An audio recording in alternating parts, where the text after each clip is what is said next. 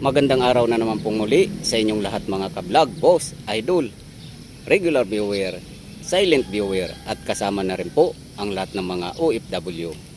Ako po'y bibisita na naman ngayon sa mga bago kong pananim. Mayroon po akong bagong pananim na kamuting gapang. At lemongrass at nakapaglinis din po ako dito. Ayan. So maagang maaga po ay nalinisan ko to at nataniman ko rin.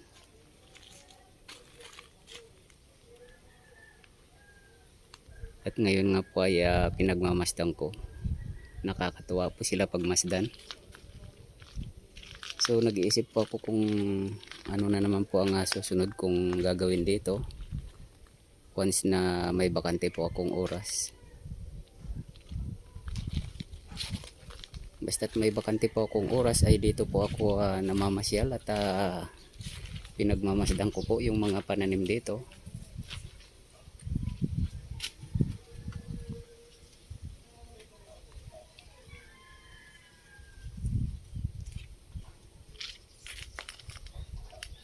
Ito pong kalamansi ay medyo lumusog po sila mula po nung nalalagyan ko ng dahon ng katawan ng dahon ay ng saging yung puno nila.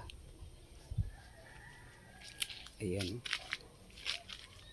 lumusog sila at saka pinuputulan ko po ng mga sanga-sanga na hindi naman po kailangan.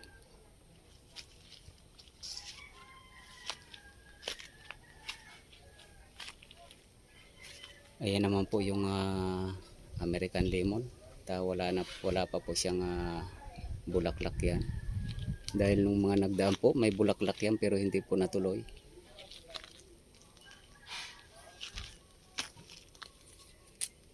Ito naman yung kalamansi.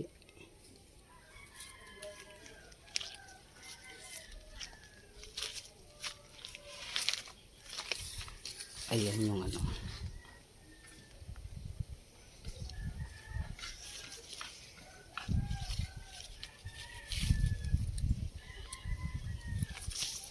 Ayan, may bunga siya dito, may bunga doon.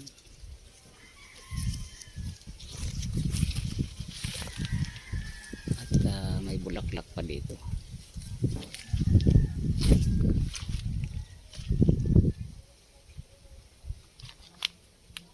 At itong malunggay naman po ay next week baka puputulin ko po siya, itong sanga na to, at gugulayin ko.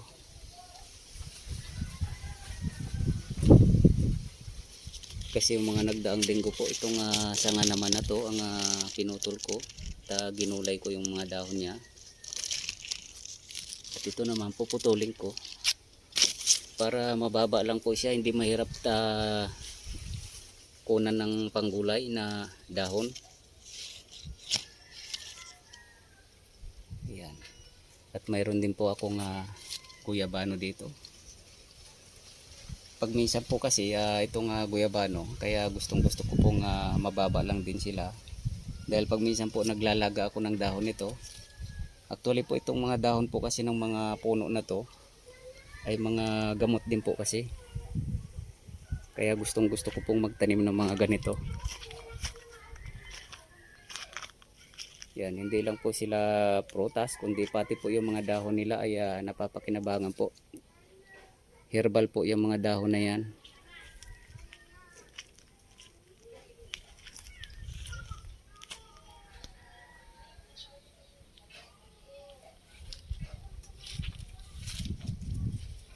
Kaya yan po yung tanglad. Maagang maaga po ako nagtanim dito.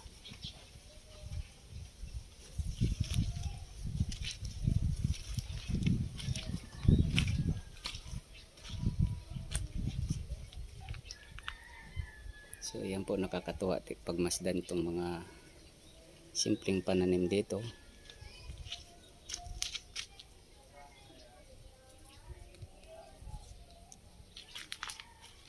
At mayroon din po akong saging na malapit na pong ma-harvest. Ayan po.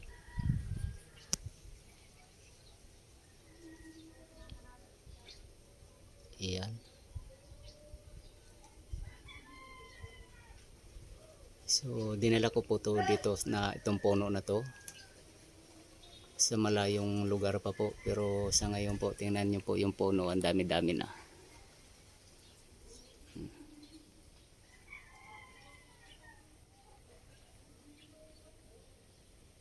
So harvest na lang po tayo ng harvest nito kasi marami na pong puno. Ayan.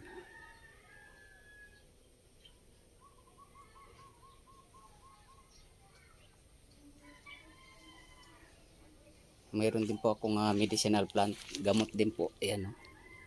Yan, tanim ko rin yan.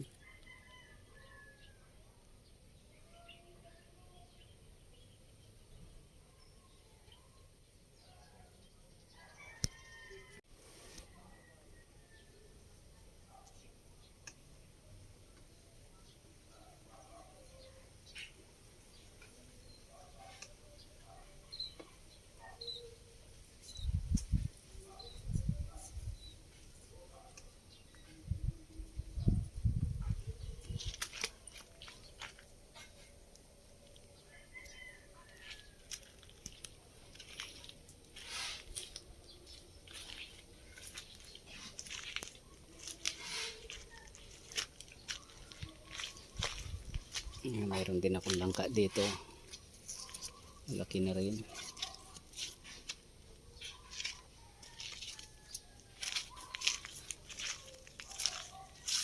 Kalamansi.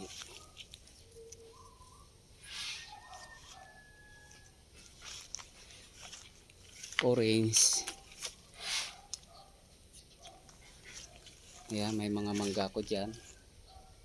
So kapag kailangan ko po ng dahon ng mangga ay kukuha lang po ako dito.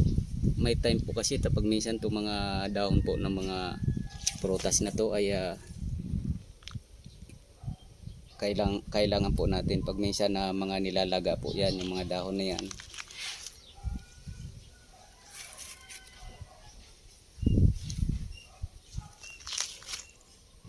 So kahit na hindi po sila pabubungahin or palalakihin, at least kung kailangan nyo po ng dahon, so nakakakuha po tayo.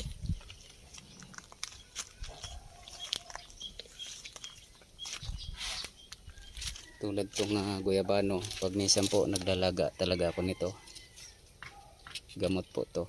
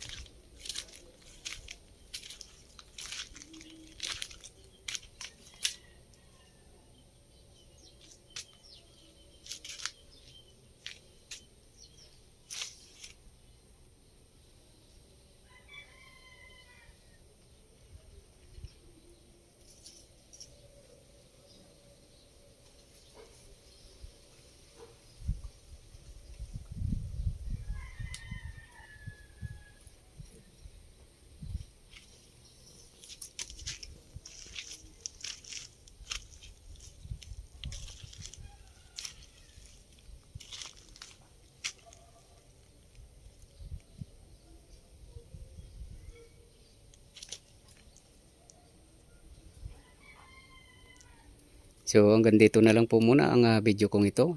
Please like, subscribe na lang po and hit notification bell para sa susunod na mga video. God bless all po.